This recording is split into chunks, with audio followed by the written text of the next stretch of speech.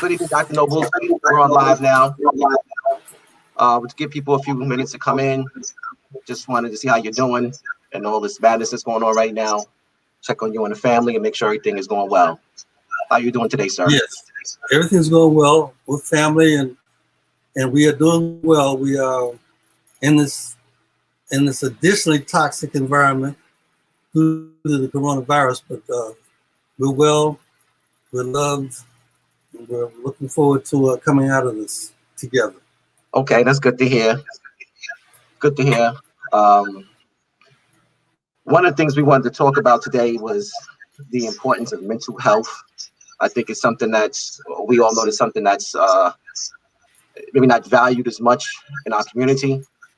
And I think it's very important that we see this as more of a strategic thing and more of a, I would say, something survival, but something we need to really, really get into more effectively than we have. What is your take on things like that? Yes, I think this is really complex because what I see is that from the moment we were captured and brought to this country, there's been psychological warfare engaged on us. And we didn't realize it. We thought it was really some kind of racial discrimination, some kind of not understanding that African people had some value.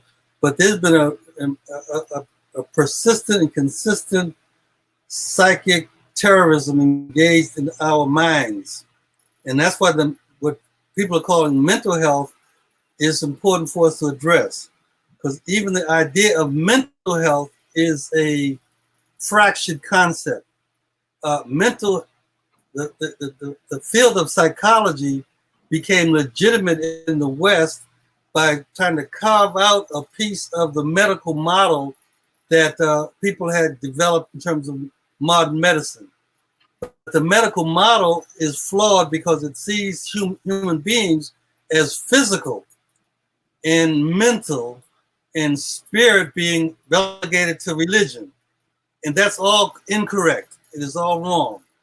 Africa teaches, at least Africa has taught me, that we are spirit beings and we manifest our spiritness in physical ways, or what sometimes referred to as that we are spirit beings housed in a physical container having a human experience.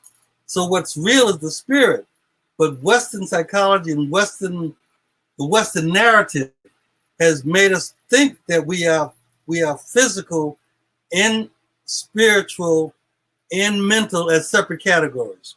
And so now people are talking about the mental illness or the mental health impact of this coronavirus. And it really is the fact that as African people in the world, we've been assaulted, we've been victimized, we've been challenged to reclaim our humanity. Slavery was not about, well, it was about exploiting our labor, but it really was intentionally about redefining our humanity, making us believe that we are less than human. And so we've been walking around the world, everywhere in the world, trying to prove to people, but primarily Western people and white people, that we are good humans. We should be respected as good humans. But it's not humans, it's spirit that we are. And so part of this task here is to rescue and reclaim our rightful position in the world. Okay, wow, that was powerful. All right, everyone, we got a few people in the building right now. We want to introduce Dr. Wade Nobles. We were talking about the importance of mental health and how the enemy or others have used the strategy to destroy us or try to attempt to destroy us psychologically. Welcome to HAPI Talks with Dr. Wade Nobles. Please like and subscribe to the page. Just want to introduce Dr. Wade Nobles and go over his bio.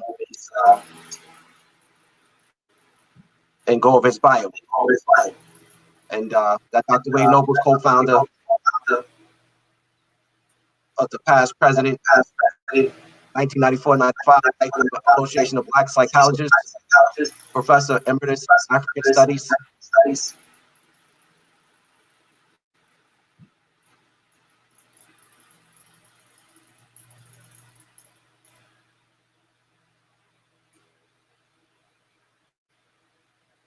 All right, we had a little technical difficulties here. I'm saying that again.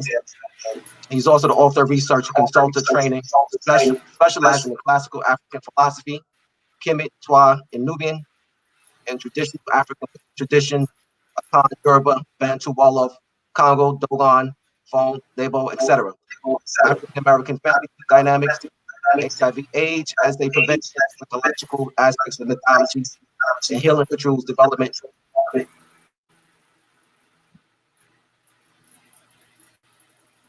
African-centered pedagogy and educational excellence, Black child development, parenting, African spiritual systems, assistance of human transformation, Pan-African, Black psychology, global initiatives, the liberation of the mind, and the worldwide development of African.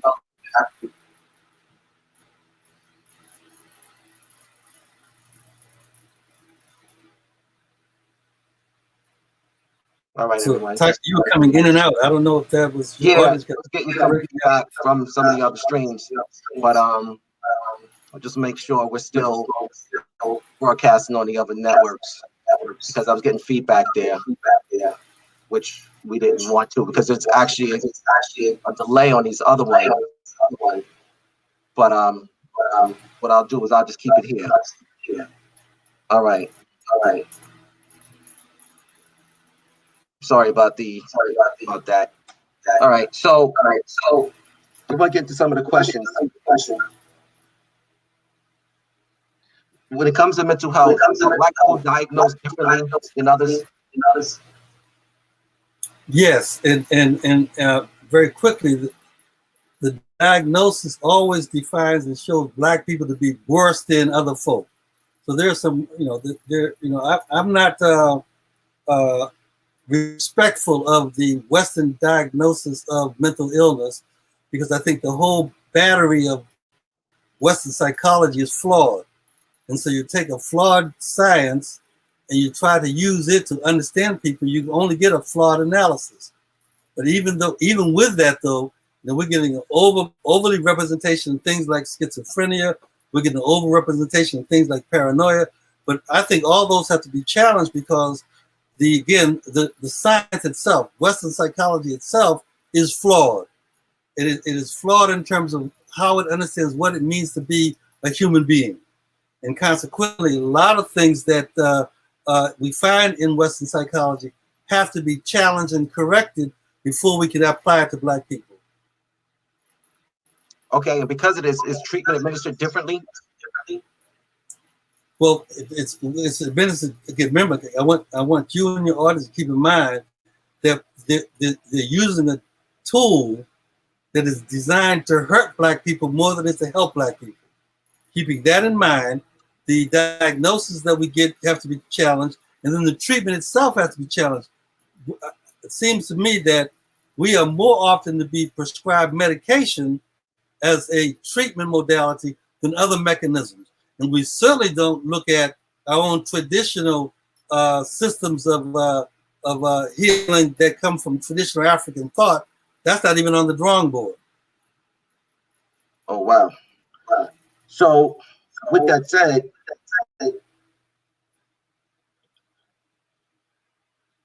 books like the DSM-5, how were they utilized, and where were they? Why were they created? Okay, let's look at that. Let's start just the title. DSM-5, Diagnostic Statistical Manual, is telling you that I have a manual that's based upon statistics, based upon number, not based upon an appreciation of what makes someone human. And so in the Diagnostic Statistic Manual 5, it says that we've done this 5 times and still haven't got it right. And so if you have 5 versions of something, that should tell you maybe someone's doing something wrong. We keep revising the wrong stuff. And the Diagnostic Statistical Manual is premised upon, if I see a behavior or an attitude over a period of time, if I see you doing something 5 times in 5 weeks, then I can conclude something wrong with you. That logically doesn't make sense to me. So I want you to keep in mind, it's called the DSM-5. There was a DSM-1, didn't get it right. There was a DSM-2, didn't get it right. There was a DSM-3, didn't get it right. There's a DSM-4, didn't get it right. Now we're working on DSM-5. Why should I believe that if in 5 times you ain't got it right, this time it's going to be right? It's based upon statistics. It's based upon the frequency of seeing some behavior that you have defined as wrong or as abnormal, and therefore you can conclude and classify a people with a certain label.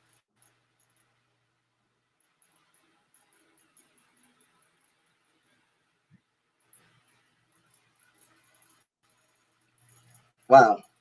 Okay, so what does that actually stand for, the DSM-5? Like, what is it? When was it like first created? I don't remember when it was first created, but it's been around. It's been revised several times. But the DSM stands for diagnostic, S statistical, M manual, number 5. So taking statistical permutations of a certain behavior, statistically saying that if I see this frequently enough, then I can classify people's behavior as a certain way. Wow. Remember, DSM stands for diagnostic statistical manual. I'm looking at the frequency, and I'm gonna give a silly example. If I say frequently, if you pick your nose 18 times, that's the statistics, and you do it over 5 weeks, that's the frequency. Therefore, I conclude that you are an aberrant nose picker. And aberrant nose pickers should be locked up or put in an insane asylum. That's to me. I'm being absurd here, but I want you to see how absurd it is. This thing, if I see a certain behavior so often for so long, I can conclude there's something wrong with you. I conclude there's something wrong with that method. Wow. So this psychological warfare on Africans, when did it begin? And can you elaborate on that? Well, I don't be too esoteric, but I think it began the first time the Aryans invaded ancient Kemet. Because see, people are confronted with, how do I deal with other? How do I deal with other? And it seems to me for both the Arab and the European worlds, when they were confronted with the other being Black Africans, they were astonished. They were astonished, and so they had to do something to reestablish their own equilibrium, their own sense of normality. And so to do something with that, being astonished, they tried to dehumanize this powerful, awesome being called African. And so they began to engage in redefining the meaning of being African. Rather than being divine beings walking on the earth like gods, they begin to define us as inferior, negative, deviant, denigrated creatures. They created all these images of Black folk being baboons and being monkeys and being savages and have bones in their nose, having big, thick, red lips, having buck eyes.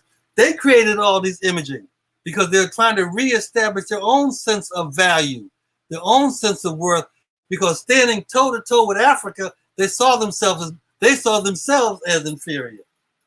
And so they had to recalibrate. I can't live in the world as a white person or the Arab world in the presence of Black Africa. They had to make Black Africa the example of inferiority. Black Africa, the example of less good. Black Africa is the examples of unworthy. Black Africa as the example of no one wants to be around you. Wow. So if we look at that analysis and we know where they come in and from what points, is it something that they do differently when it comes to gender? Are they targeting Black men and Black women differently in terms of the psychological warfare? I think, see, this is very, very complex here. I think in their own world, they define men and women differently. And so in their own world, they define women, the feminine, as less good. But in the African tradition, in the beginning of time, the feminine was the power. So they had to recalibrate that in their own world. And so what they're doing to us in terms of these gender differences, in terms of these racial differences, in some way is collateral damage in their own destruction. They're destructive of themselves, and their treatment of us is our collateral damage. So this whole thing about gender, they treat they treat black African people. I want to use this category, black Africans as a category. They treat this black African category as demeaning and denigrating and inferior to establish their own sense of value and worth. Now, within their category, they define masculine as superior to feminine, and so they carry that over into their treatment of black Africans and impose and put inside of us this infection of gender dominance. And so now we begin to operate as black Africans with the same confusion about the relationship between masculine and feminine. Wow.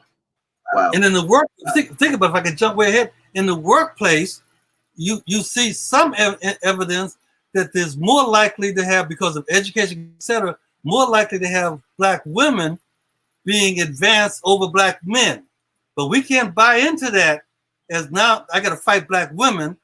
We can't buy into it because that's collateral damage. That's not our way of doing it. It's like they are fighting themselves and they end up shooting us. That's collateral damage. See, and so their whole gender war, when we internalize it, that's collateral damage. We have to go back and rescue our way of being human, and not simply react to what was caused us to be infected. Look, this coronavirus has at least shown me a couple of things. Well, we have these barriers. We have these barriers: poor people, rich people, white people, black people, old people, young people. We have barriers that we create mentally. So there's a barrier between men and women. There's a barrier between old and young. There's a barrier between white and black. But the coronavirus said, I don't respect no barrier. Think about that. The coronavirus said, I'm going to get everybody whenever I want to. So now they're talking about everybody put on masks. Everybody put on gloves. Everybody do all this. Everybody shelter in place. But before the virus came around, there was this thing like, I'm wealthy, so my home is better than your home. I don't want to live down in the cut with the old poor black people because that's a barrier there. I only go down to the cut when I need to get my hair cut. Well, I only go down to the cut when I want to get some good food. Those are artificial barriers. And the coronavirus has said, I am not respecting no barrier because there really is no barriers between human beings. The barriers of race, class, gender, etc., were created by this crazy European narrative, created out of their reality of serfdom and out of their reality of privilege. You're privileged because you are the royal class, privileged because you are this and that. Those are created. Those are artificial creations. But we get bought into it, so it's like we get infected. We get mentally infected with their disease of confusion. And then we try to walk around trying to figure out how we can do this better than them. How we can be better at being confused than the creator of confusion. Wow. In a lot of ways, you open the door to the next question, the segment of question. I actually wanted to get into COVID-19 or the coronavirus. And we understand that right now, from a health standpoint, it's attacking our community disproportionately larger than others. From a psychological standpoint, the mental aspect of it, or the psychological aspects, or the impact of the coronavirus, would you say that it's impacting us greater psychologically? Again, everything is nothing simple, everything complicated. When the coronavirus first hit the scene, black folks, and in some ways, including me, saying the coronavirus ain't going. Black folks gonna get coronavirus. There's something about the heat. There's something about the melanin. We could have protected. And some would say, "Well, thank God. At least there's something there's some badness that we ain't gonna get." But the fact of the matter, because of the psychological warfare that we've been engaged in, we're looking for an out. We're looking for a relief. We're looking for something that black folks can say we're in safe ground.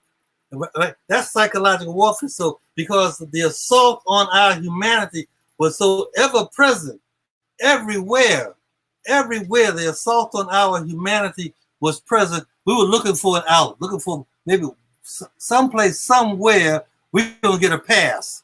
We're gonna get a pass on this toxicity. But that was again part of psychological warfare, because the fact that we're now seeing that the coronavirus, at least in the United States, the coronavirus is affecting our communities more than anywhere else. And so again, we have to think about how do we get beyond this reacting to disease, reacting to toxicity in the way that our Western narrative has taught us, which is save yourself,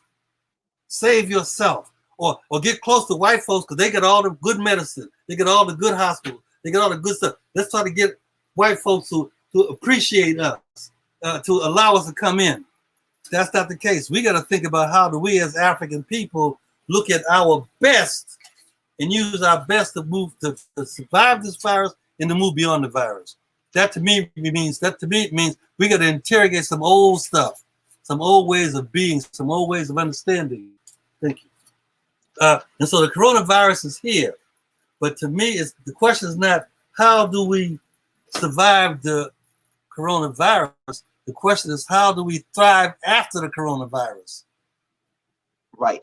So with that said, one of the things when we think of being African is our humanity and our sense of community, and the psychological effects we know of the virus itself has people distancing themselves from other people and not wanting to be, in a sense, almost humane or touch other people. Like, I just want to talk about some of the long-term, how do we get past these long-term psychological effects that we're going to have after this thing is said and gone, because it's going to be a time where it's going to be some time where people feel comfortable just engaging humans in normal human behavior on an African-centered way. And we have to always remind ourselves of who we are, and use who we are as the platform for coming out of the virus. You see, in some ways, the medicine, the prescription for surviving the virus, that's the medicine. Stay at home, lock yourself in, don't hug nobody, don't be around more than 3 people at the same time. All that's medicine, but that medicine is worse for us than the actual disease. We have to come out of this recognizing that it is good to be in each other's presence. It is good to hear the voice of Big Mama and Grandmama singing the gospel. It is good to see that vibratory energy that comes with us being in each other's presence as our medicine. So we have to remind ourselves, rescue our old ways, remind ourselves that how we act, having family dinners, having picnics where everybody gets together and people laugh at Uncle Charles, who always gets drunk at the family dinners, but how Big Mama can call us to order with a look. Remind ourselves how those things that are our way, we have to continue to rescue those and use those as we come out of this virus. If we end up saying that the only way to be is to have my one room with my 2 kids in that room protected from other folk, and we live our lifestyle that way, we have been infected by a damaging disease. If we believe that we can't see each other as black men and give each other a high five and clap hands and hug each other and do all those things we do, if we believe we can't do that in order to survive, we are already dead. Wow. So in a time like this, how do we help our children cope mentally? Because children have a different perspective on these things, and like, how do we protect ourselves mentally, and how do we also help our children cope? One of the things that we've been trying to do as a National Association of Black Psychology is that we actually created a kind of guide and workbook for what you do while you're sheltered in place, building on our traditional ways, and we're sharing that on the ABSI webpage, that there's something you can do in terms of reminding yourself, reframing this issue. Look, we're engaging in a time where people are saying to shelter in place. That's the biggest message everywhere. Soap companies are advertising on television, shelter in place. Car dealers are advertising, shelter in place. That's a common message coming across the airways, but there is also something we have to do that comes from our way. And our way, rescue way, is a concept that comes out of the Bakongo. We are Bakongo people. We've been miseducated to believe that we are just up from slavery, but we are actually, Africans are actually predominantly Bakongo. And the Congo tradition says there's a term called Zola. Z-O-L-A, Zola. Zola means love, not the romantic love that we get confused with, or not the love where we're trying to get someone to give me some sex, but Zola is the construct that activates our internal self-healing potential, internally in terms of my own individual body, but internal in terms of my family, internal in terms of my community, internal in terms of our people. So this Zola notion of love activates our self-healing potential. So we as African psychologists, and that label is also something I have problems with, but we as African psychologists have come up with a workbook on how do we enhance our family dynamic during the coronavirus and after. Zola. It has 5 styles having to do with remembering who we are, reminding ourselves of what we can do as a divine people, reframing this issue not as a sheltering place or a lockdown, but it's a moment for us to reflect deeply on how we're going to live in the world, and then revitalizing our family dynamics. We've laid out actually a workbook that we're sharing with our community that you can work through. You can sit with your family and talk about how, if we're for example, if we are binging now because we're locked down, we're binging on television. Don't binge on all the daily reports about the disease and destruction of Zola of the coronavirus, but binge on some of those dramatizations that have shown our power. Like the most recent one, and people have challenges with it, but the most recent one around the Black Panther. Look at the Black Panther not as a fantasy, but look at the Black Panther movie as giving us keys to how we love each other, how we get conflicted with the confusion between diaspora and African people. Look at the movie Sankofa, and just binge on those movies. Look at the movie called Night John, where this brother who's free puts himself back into slavery to teach our people how to read. What do you learn from that? Binge on those kinds of things while we're in this time. So we use this opportunity to enhance it. We're calling it 5 stars. There are 5 stars that are ours. That have to do with remembering, reminding, reframing, revitalizing, rewarding ourselves, and create activities that we can do. Now, we can share that with you, share with your audience, that becomes a tool that we can use to make sure we come out of this thing better than we went into it. Come out of this thing better African being than we went into it. Because we right now, we got some problems in our community that have to do with the psychic damage that the Western grand narrative has imposed on us. But we can't come out of this moment of pandemic tragedy being the same way we are when we went into it. And so we're calling upon ourselves as Black psychologists to come up with ways in which we can share medicine to our community, share tools with our community that we can use. We can self-instruct ourselves on how to be the divine beings that we really are. Wow. So what is the name of the workbook? What is the name of the workbook again, and how do people get a copy of it? Yeah, the workbook is called While Sheltering in Place. While Sheltering in Place. And we're taking some of the best ideas of Africa and rescuing it. And then saying, how do you create practice? How do you create what you do in your house now? How do you create this notion of Zola as love? How do you as Black men show Zola to young Black men?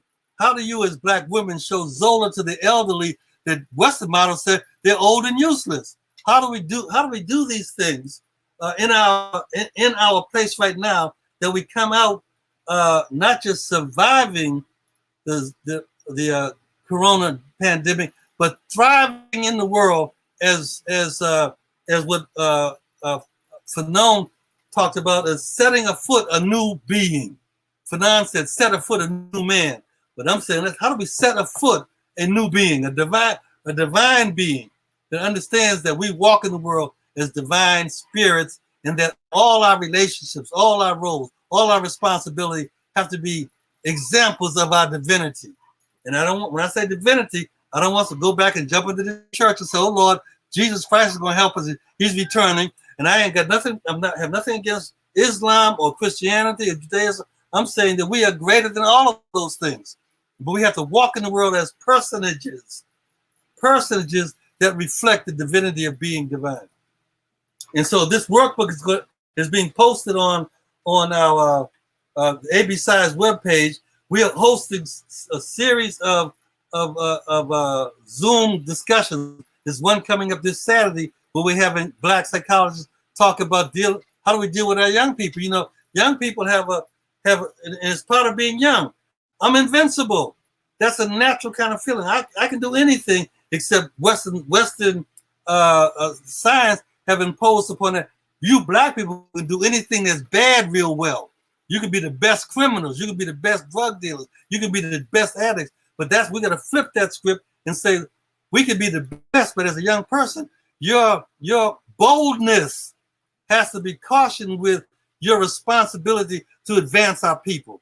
You can't be doing any old thing and cause our people to become weakened and sick. You have to take your energy, that wonderful, powerful time of being a teenager, where you think you can do everything, and use that to heal our community. Use that to protect Big Mama. Use your spirit to protect your community. Use your spirit to say, I'm cautious, but I'm not afraid.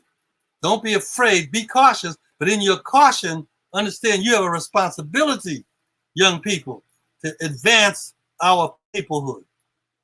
Okay, so they can get copies. You want to just talk about these Zoom meetings that you're going to have, so where you'll share the Wild Sheltering In workbook? Yeah, I could.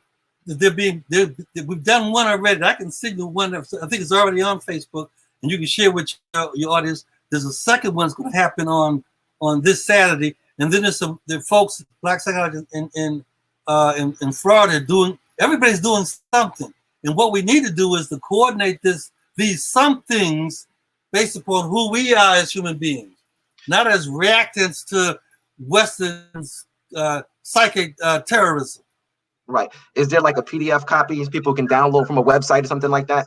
Yes, I can share that with you. You understand? Everybody can stay in their lane. I'm not the teleperson. I'm not you. Okay. I'm not you. All right. You can share it with them. I can pass off to you. It's your responsibility to make sure it spreads. Absolutely. Okay. So my next question, Dr. Nobles, when we think of this inherent racist American culture, what are some of the things that we can do to rise above this psychological warfare here in America? Remind ourselves of who we are. See, the message that America has given us is that we are up from slavery. So we start with slavery, and we are thankful that white men freed us, and we can be welcome into the big house on the plantation. That's not what we should remind ourselves, that we are not up from slavery, but we are down from the pyramids, and that we were the pyramid builders. But again, I want to keep us careful. Don't just see our greatness as in the physicality of what we've done. See our greatness as in the energy and spirit of who we are. So we have to begin to remind ourselves of this vibratory energy. We have this. We are literally spirit beings vibrating and radiating in 7 different directions while standing still. Now you take that statement and just resonate with that for a minute.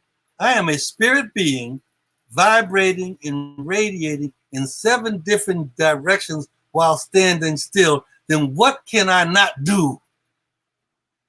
And if we can begin to remind ourselves of the power and the awesomeness of being divine beings, then meditate on that, reflect on that, and not like the monks do, where they go up to the mountain and they sit in a quiet cave and think about it. No, reflect on it and then act on the world.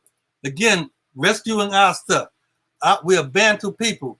The Bantu have a statement that says, Buka Mukati, ya Buka Kumbazi. Buka Mukati, ya Buka Kumbazi. It's spoken medicine. It says, spirit, you heal the inside, I'll take care of this shit on the outside.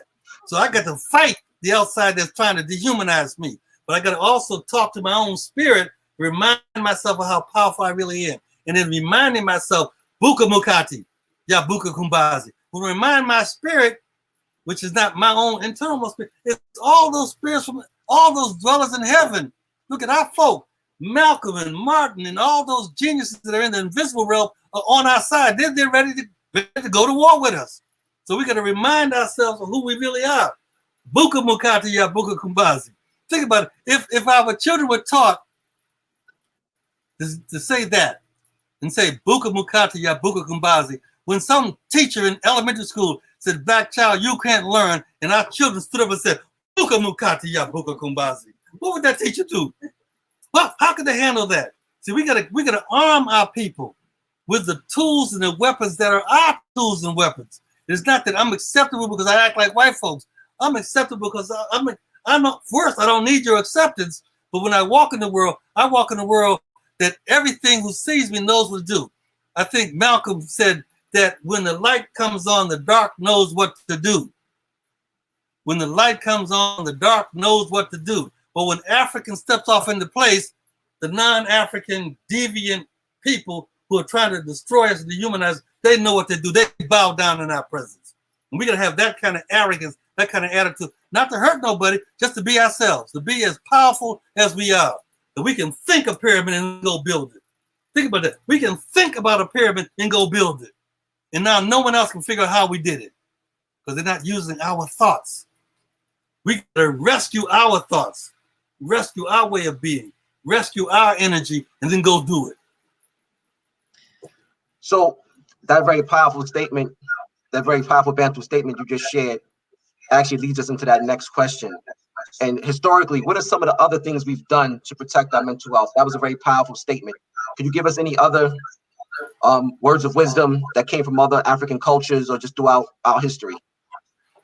I don't want to be the oracle that people come to and ask for, give me stuff. No, it's in all of us.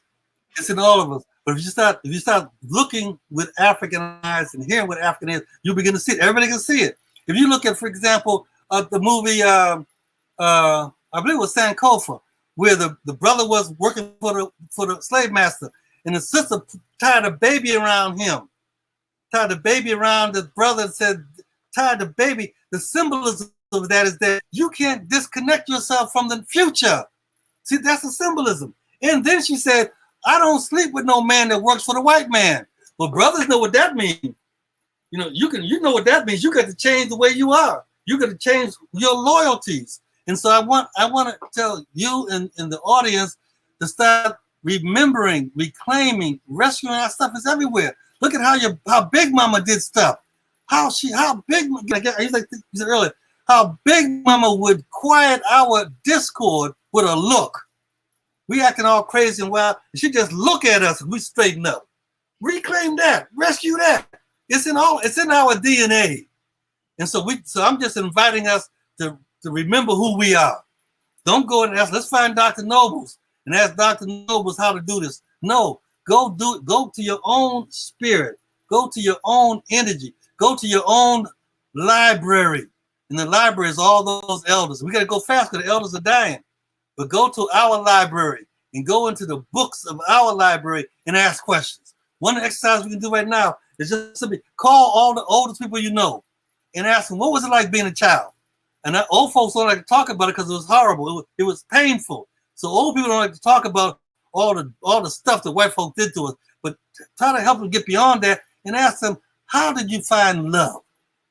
In all that vulgar, toxic, hostile environment, how did you look across the plantation and see a woman and fall in love and write her a poem? How do we do that?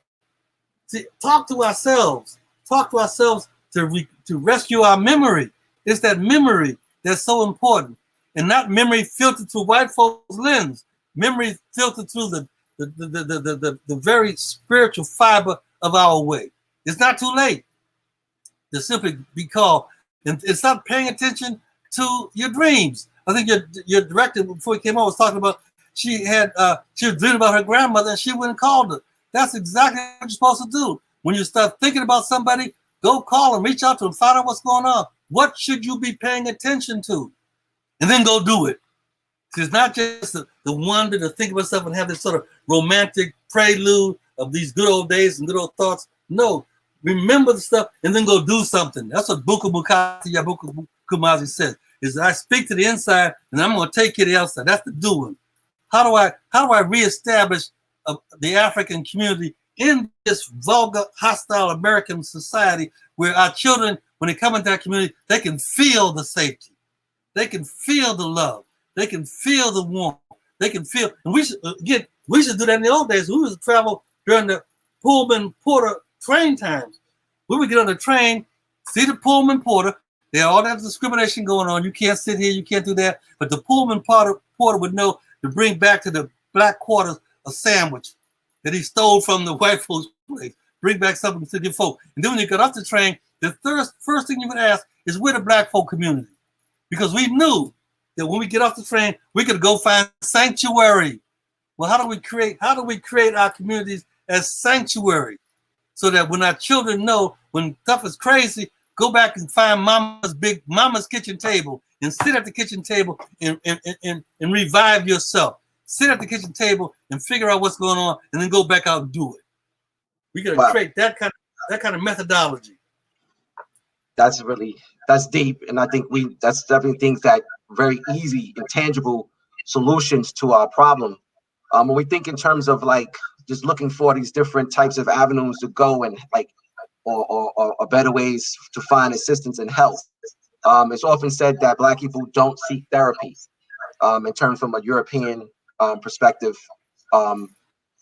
is there any truth to that? Yes, it's not a truth to therapy. Our ancestors, our elders knew that they don't go to the white folks' hospital, even though they had all the best stuff. But old folks said, "Don't send me to the hospital." And then if you break that down and think about it, it made sense. When we were sent to the hospital, we were admitted by people who were decidedly hostile to us, didn't want us to be there. That's the energy vibration right there.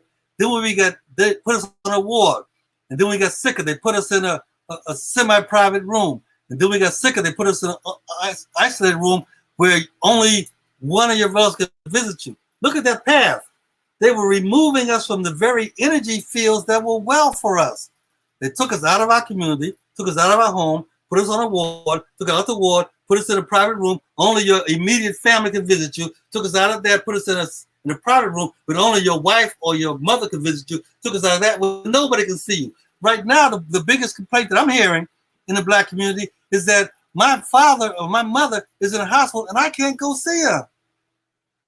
Not just to see her with my eyes, but to see her with my well energy. And so our old folks knew that putting us in the white folks' medical system was detrimental to us recovering. We passed that on to the mental health issue, where we knew we sit down and talk to them. Their methodology for helping us with our, in quote, mental illness was absolutely the opposite of what we needed to be well. They made it our individual problem. And it's never individual problem. Look, I have spirits that walk with me all the time. Now I got a PhD. I'm supposed to be intelligent. I got the best of their Western education. But I know that those spirit beings that walk on both my shoulders are more valuable to me because they whisper in my ear. They tell me this. They tell me, look out, this shit ain't right. Don't bleed the okie doke. They tell us, something don't feel right. And so I got to pay attention to that. I got to pay attention to those water spirits that come out of ancient Africa spiritual systems to help me to understand what's going on, even though my Western education said disregard that. That's not true. That's not real. You are having a fantasy, or you're having, even worse, an hallucination that indicates that you are crazy. You see, so our folks knew, be careful with talking about this Western psychology. Now that we got a cadre of Black psychologists who are struggling to rescue our way, it's safer now to talk with Black psychologists. It's safer now than it was when I was growing up, but you got to also be careful with what Black psychology you talk to too, because some of us have bought into, or they want to be as Black Freud would have been. And so you got to be careful with who you work with, but understand that we are in the midst of rescuing and reclaiming our medicine in terms of psychology, and even in terms of Western medicine. Because if you look at it, Western medicine, Western physical medicine is running hell-bent high on water to try to go to Africa and find all those herbal medicines that they can take, understand, and to put it into a pill and give it back to us as a high-priced medicine. We got to take our own stuff. So I think that there has been a history of being cautious about psychology and Western therapy, and I say rightfully so. There's been a caution about going to medical Western hospitals, rightfully so, because of the hostile environment, the negative environment. But now we get enough folk like yourself who are giving us airways and information that's filtered with hopefully some good medicine. And we got a cadre of Black psychologists who rightfully so have to break away from Western psychology and recreate our own medicine as wellness. See, I myself don't use mental health. I use wellness.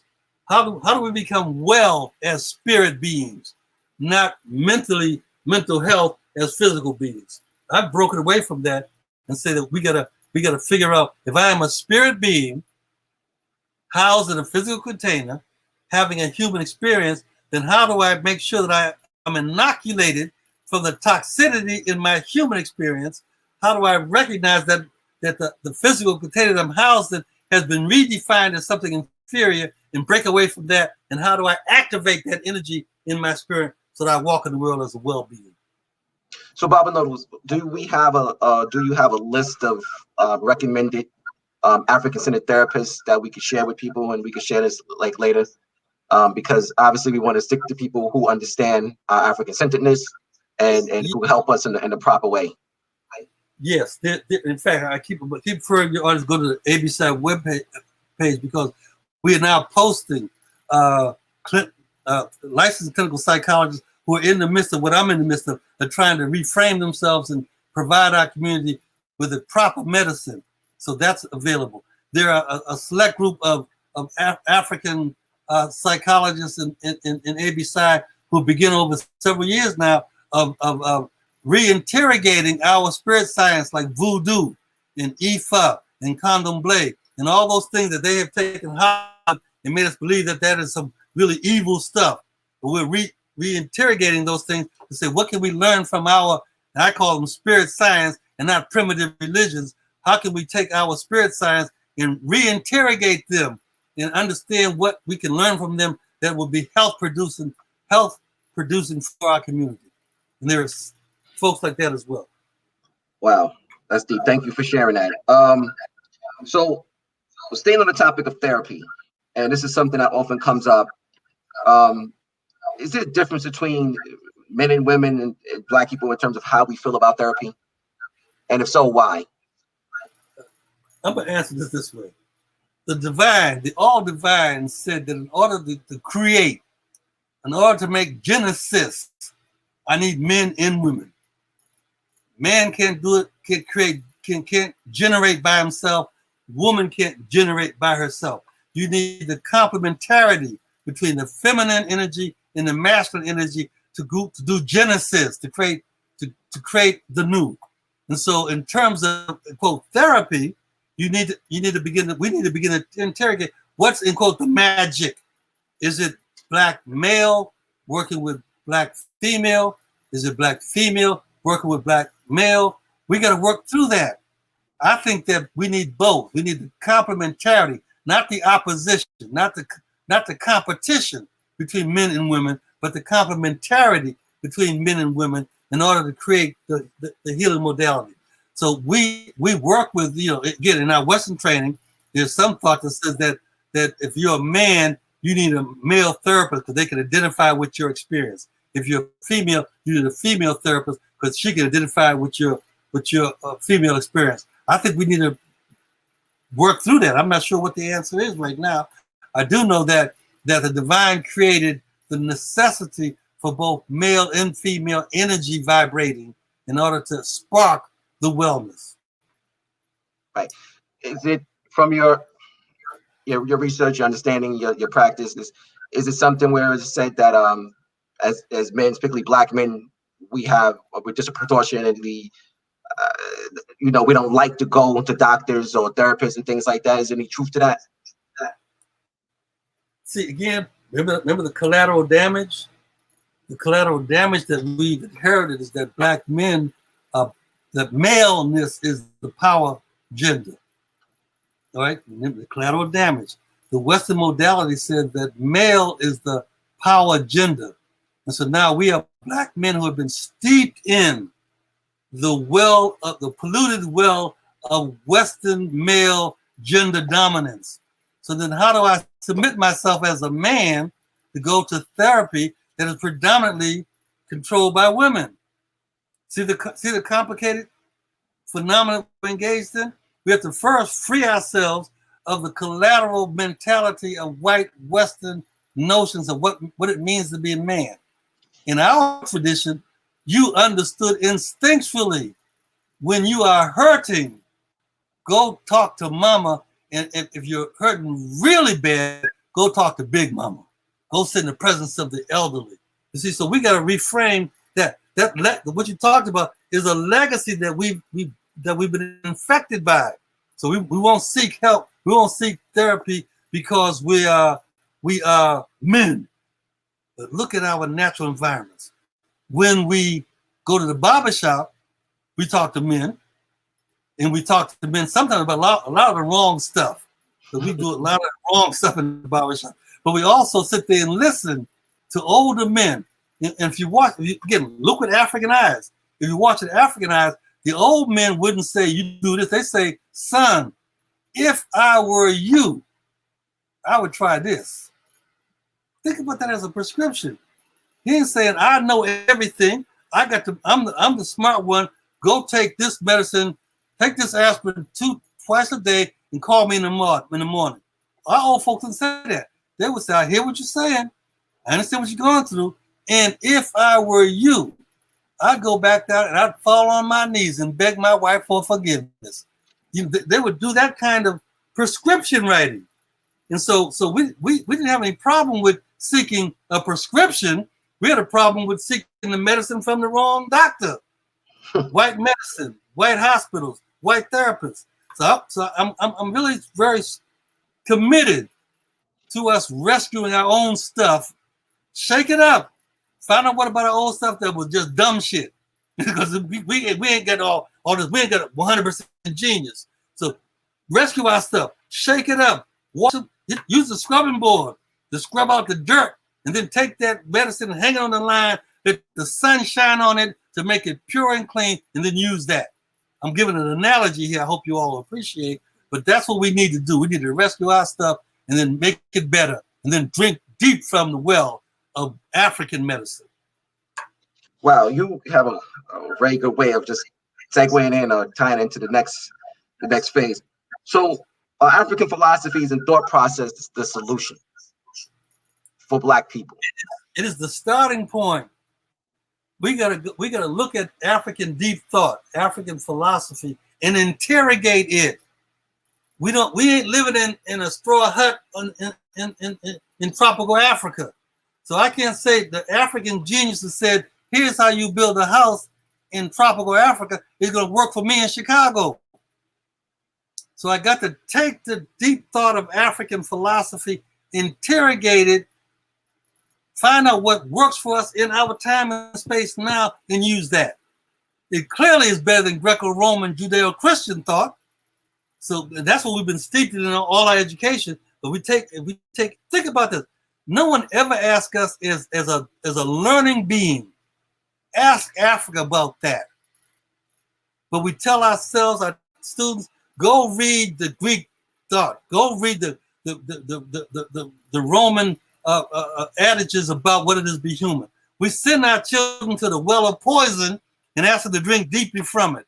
We never say, go to your own well and look at it, not just to drink it, but to analyze it, to interrogate it, and then pull from it the medicine that helps you now in 2020, living in the winter in Chicago. Because that's what I got to deal with. I'm dealing with I'm here in Texas. Living here in Texas, but I have there's all these crazy rules about staying your own ground and protect yourself, and people walking around with guns on the side. Well, I got to figure out how I'm going to negotiate that world, taken from deep thought, taken from our philosophy, not to say all of it is applicable to now. That's my point I'm making. All of African philosophical thought is not necessarily applicable to my time in this space at this time right now. But we got to interrogate it and then use the best of it to make do. We got to buka mukati, ya buka kumbazi. We got to take the stuff in our own spirit and then deal with the stuff in the real world, in the concrete reality where I live right now. So with that said, when we think of power and we think of governing, being governed, how do we define power? Well, I define power as the ability to define reality and to have other people respond to your definition as if it were their own. Power is the ability to define reality and to have other people respond to your definition as if it were their own.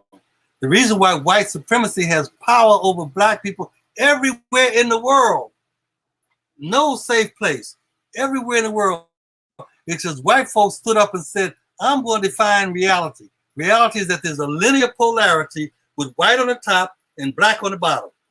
And you find yourself, your space within that linear polarity. Once I accepted that, then I said, I'm on the bottom, I'm on the black. I got to put my hat in my hand and ask those on the top, please give me some help. You see, power is the ability to define reality and have other people respond to your definition as if it were their own. So what would happen if black folk, having interrogated our best thought, our best philosophical premises, our best adages, our best proverbs, our best saying, and took those and defined reality as that, and then compelled other people to respond to those ideas as if were their own. Remember, I'm a Congolese philosopher. When I look at the Congo says that to be human is to recognize, you can only be human when you recognize the humanity of other, and in recognizing the humanity of other, respond to them in humane ways. Let me stop right there. I can't be human if I don't recognize your humanity. And once I recognize your humanity, I am compelled to respond to you in humane ways. If I take that as my power principle, I say the world's going to operate. I got all this now imaginary power now. I said the world's going to operate by every single human being disavowing their humanity or accepting their humanity by recognizing the humanity of others. And when they recognize the humanity of others, they are compelled to respond to them in humane ways. Look at what happens to black people in the world, in France, in China, in the United States. We get the worst treatment of everybody because somebody doesn't recognize that their humanity is required by recognizing our humanity. Treating me well. You would not have people saying, you can't come into this hospital and be human if they recognize that their humanity requires them to respond to my humanity in humane ways. Someone would not sit down in some office in redliner district and say, in this district, only white folks can come and be human at the same time. Power is the ability to define reality and to respond to other people as power's ability to define reality, and in doing that, require other people to accept your reality as their reality. Wow. If I'm divine, I have to see everybody as divine. And when you stop being divine, then we got to say, how do we isolate you from the human community? That's where we get heavy now. That's where we get some difficult choices to make. So when we think in terms of our, I hate to use the term survival, but our ability and our quest and our desire to thrive, how important is it for us to regain our African mind? I know you touched on a lot of this earlier, but the deep thought and the African mind seems to be essential for who we are as a people to move forward. I believe we cannot survive and be well during this coronavirus.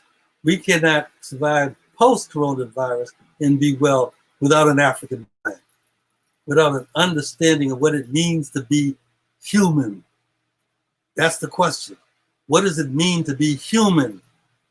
We're not bunnies, we're not rabbits, we're not goats, we're not pigs, we're not elephants. We're this animal form that is human. That animal form has to have a meaning. We got to be meaning makers. What meaning are we going to make for ourselves? That's definitely power. What meaning making do we make for ourselves that takes us out of the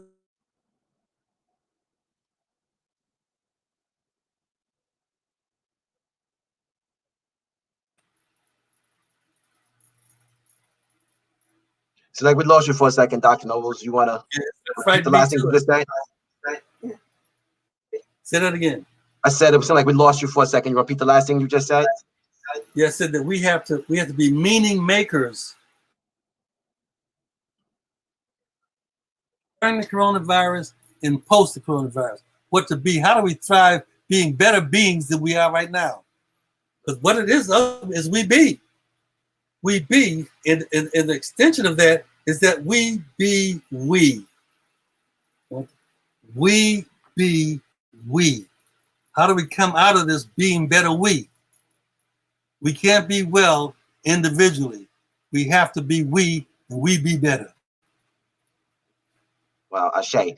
So with that said, I just want to give a shout out to the people in the building.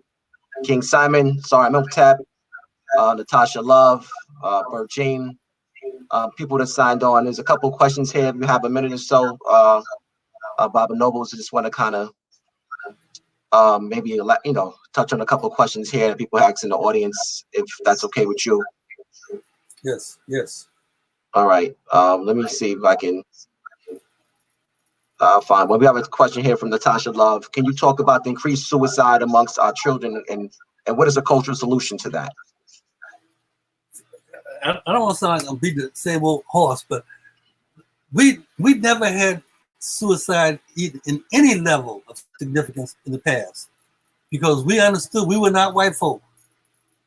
And now the more we internalize the belief systems, the value systems, particularly individuality and particularly separateness and disconnection, then we're seeing this emergence of suicide in our families, in our community.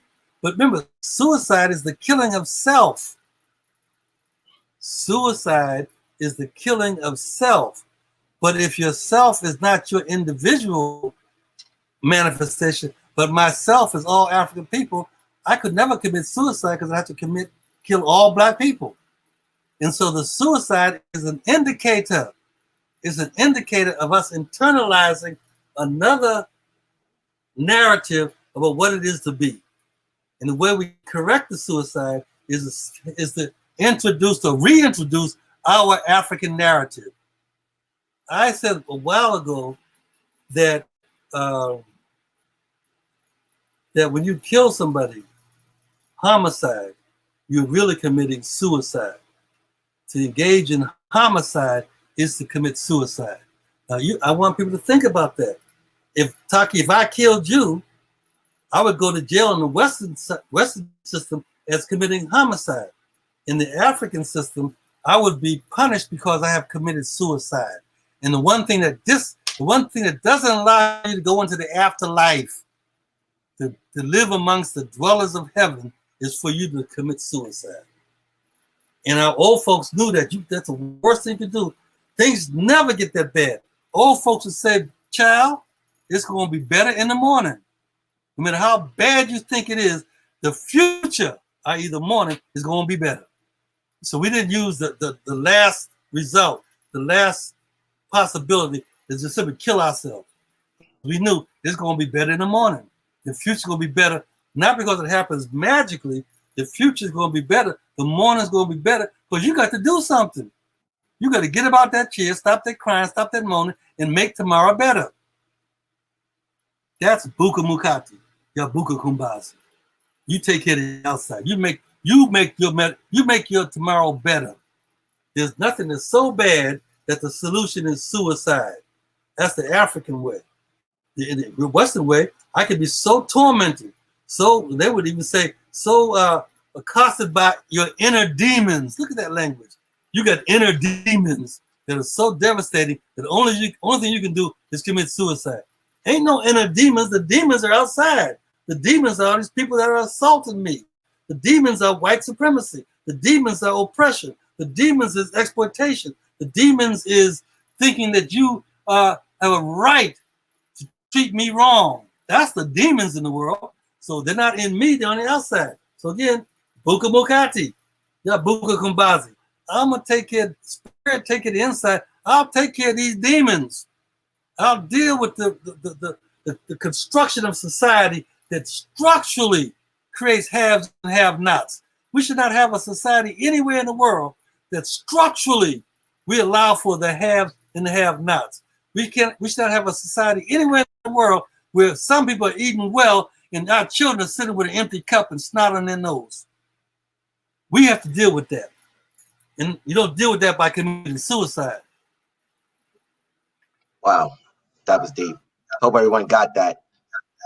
With that, people are asking about the work of Bobby Wright and Bobby Wright.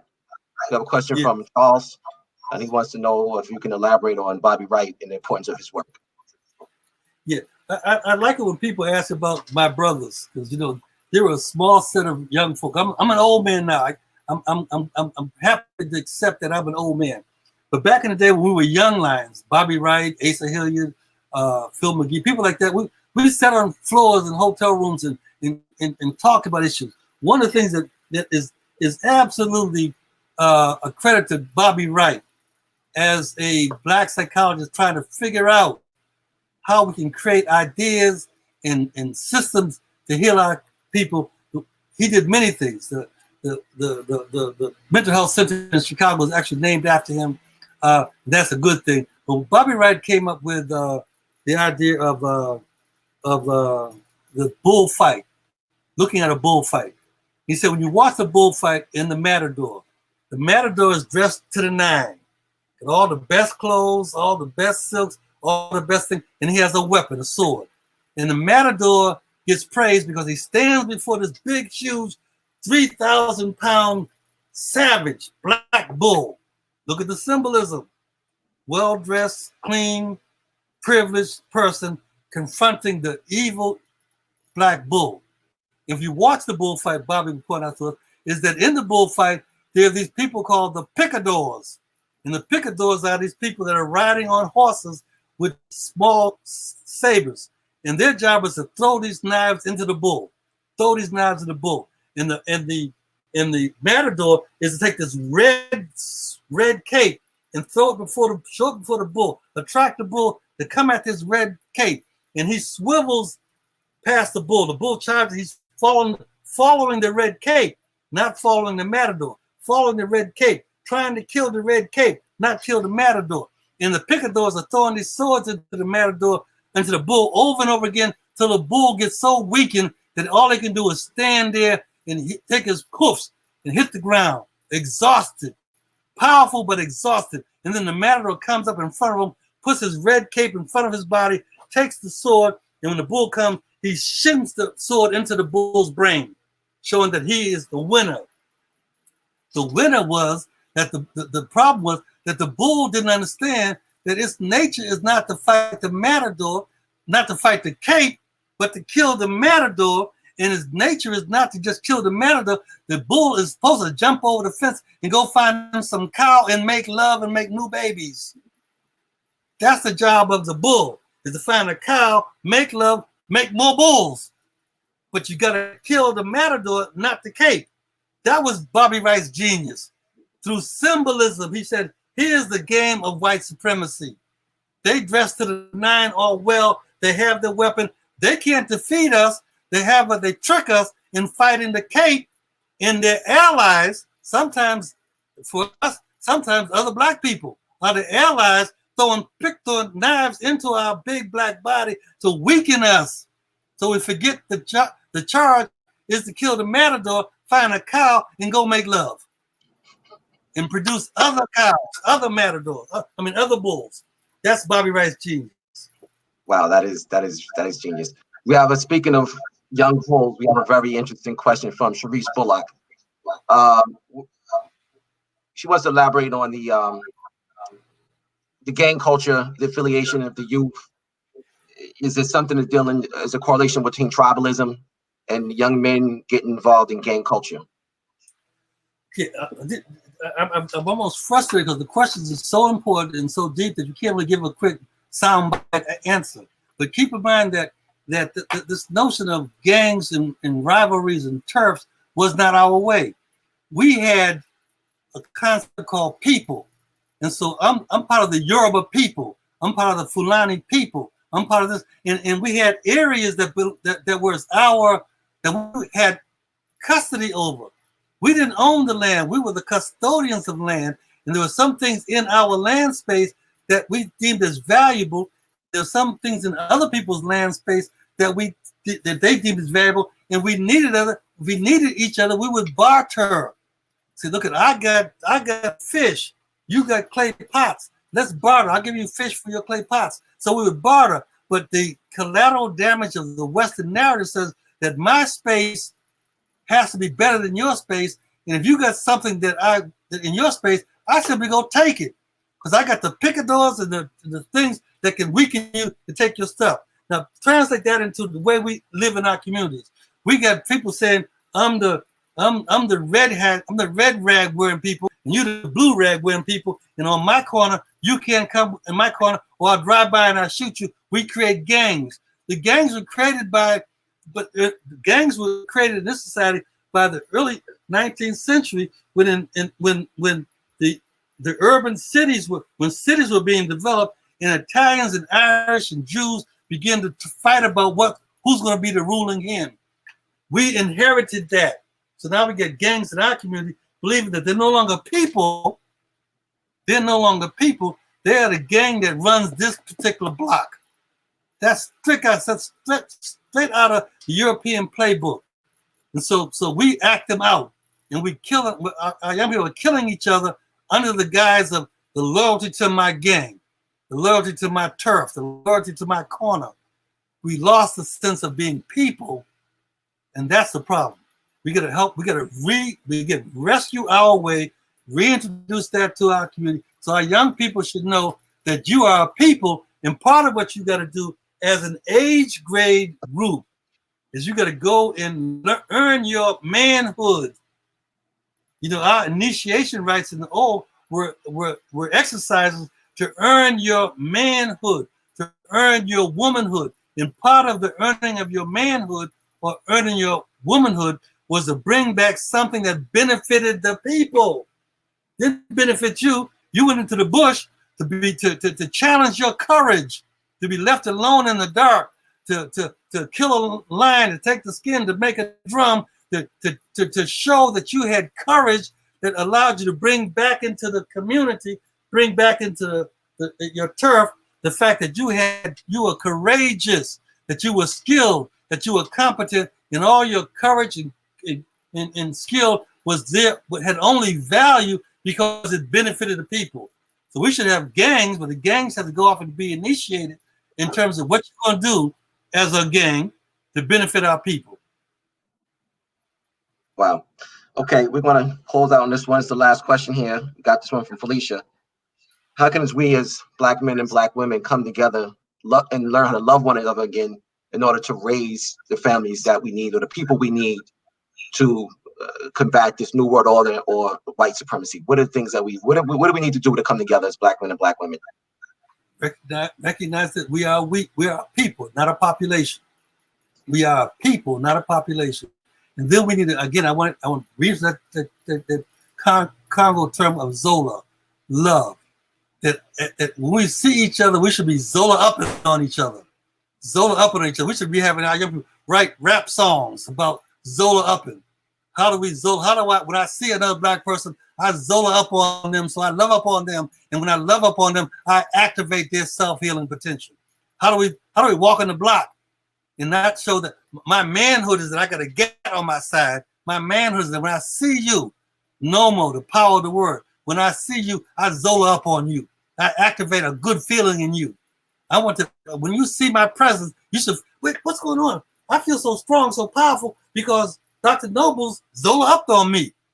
How do we do that? How do we create that so that young people will run towards, young people would run towards grandmama and Big Papa. They'd run toward them because instinctually they knew that there's an energy field there that really I'm giving a label to now that is Zola. Zola upping on each other.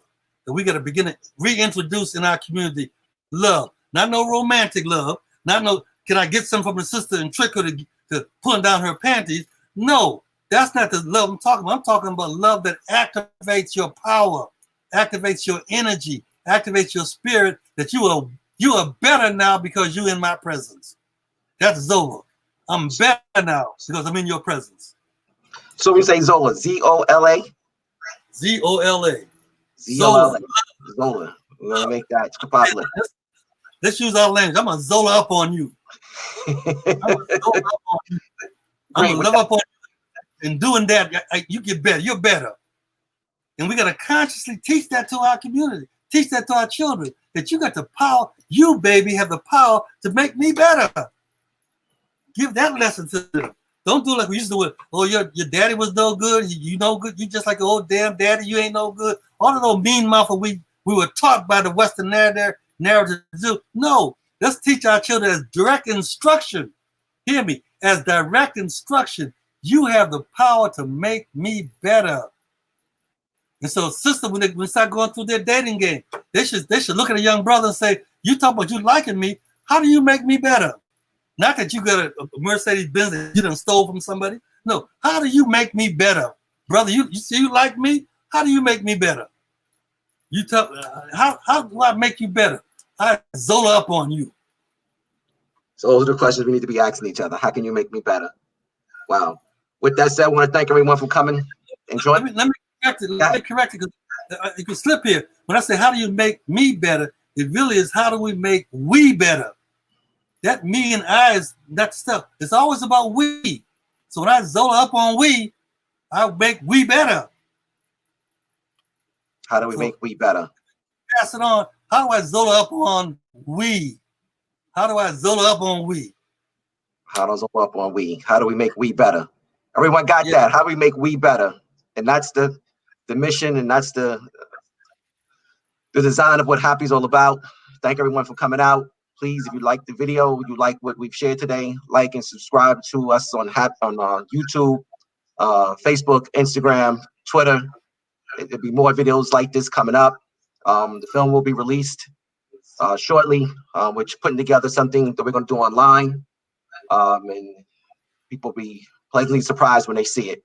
Once again, thanks, Dr. Nobles. I'm Adase P. Dr. Nobles, thank you very much for joining us. We appreciate you. We love you. And we hope you have long life, Uncle Johnson, and peace and blessings to you. Peace, everyone. Zola up on we. Peace. Thank you. Thank you.